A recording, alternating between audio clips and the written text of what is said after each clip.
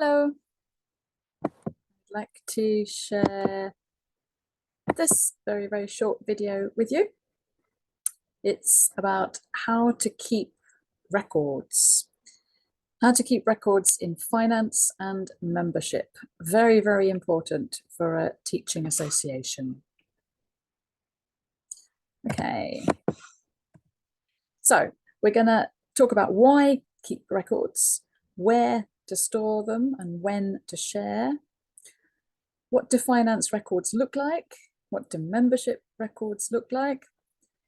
The finance and membership teams have to work together on this membership and payment, and suggested stages for membership drives. Let's look at these in turn. So the first, why keep records? Well, there could be three very good reasons. You need to find out if the government or other authorities need to see your records at any time and which records they need to see for legal purposes. I know in the UK, every organisation or charity has to present their accounts at the end of each year to the government. Find out what you need to do. Members could always ask to see the records. They're paying their membership, so they have a right to see the accounts and the list of members. Other interested organisations, for example, the British Council, they might ask to see the records, to see if it's a bona fide organisation. So you have an obligation, because you're an official registered organisation, to keep these records. When and where to store them.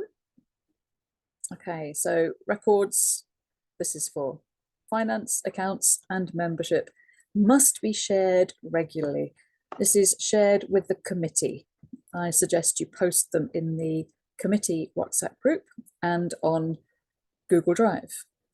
Every week at first, at the beginning, and then you can move to sharing them monthly when everything is under control and working well. The best place to store all the records, and this is so everyone on the committee has access to them, is the Google Drive. There are sections there ready for the records under official records, finance and membership. Please upload them there. So what should finance records look like? You can get very complex finance records. You can do complex Excel spreadsheets, if you like, or you can do something simple like this, but you need to show all the money that comes in, all the money that goes out, so debit and credit, and you need to say when, so you need the date, you need to say how much and what purpose, the description, like this. And then you have the balance at the end, which is after taking the money out and adding the money up. Okay, if you're doing this on paper, you can take a photo of the paper and upload that to Google Drive. If you're doing it on a document like this, you can upload the document, or you can make a more complex Excel spreadsheet. Okay, and what should membership records look like? I think the best thing is to have a spreadsheet, one spreadsheet with all the information on it. So you need to think about all the information you need about the members, their contact details, full name, their roles, their experience, their address, for example, where they work. The easiest way to do this is to do a Google form, get people to fill it in, and then when you get the responses to the Google form, you click on See in Sheets version, and then you can see the Google Sheets version, which is just like an Excel spreadsheet. Okay, so try with this. I think this is the easiest way, and you don't have to do it all by hand. Automatic, click of a button. Finance and membership teams need to work together.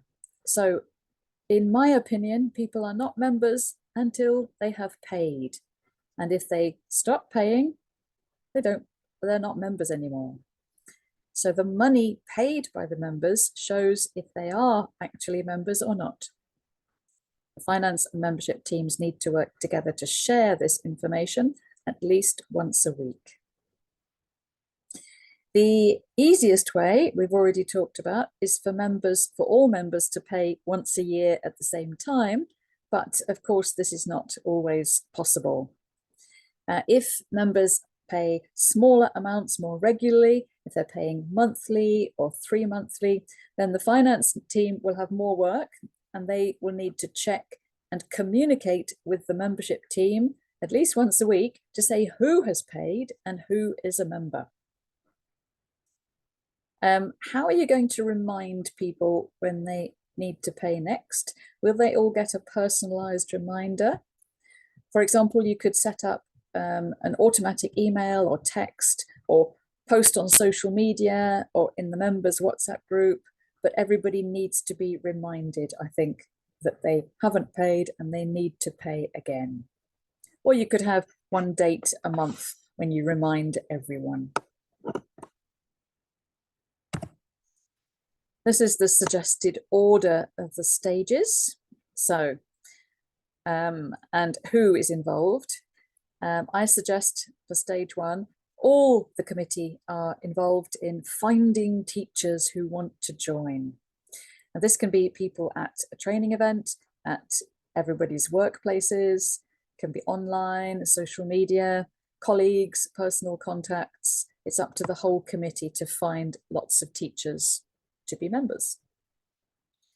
My suggestion is that you give them the Google form to complete, or you can use a paper equivalent. That's going to give you more work because you have to type it up afterwards onto the spreadsheet.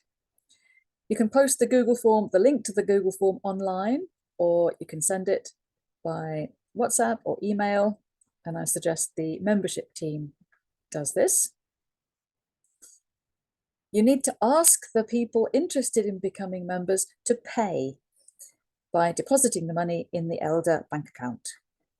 They will need the bank account details and the amount. And then the finance team have to check that they've paid this in and inform the membership team. This is really important that you're working together on this.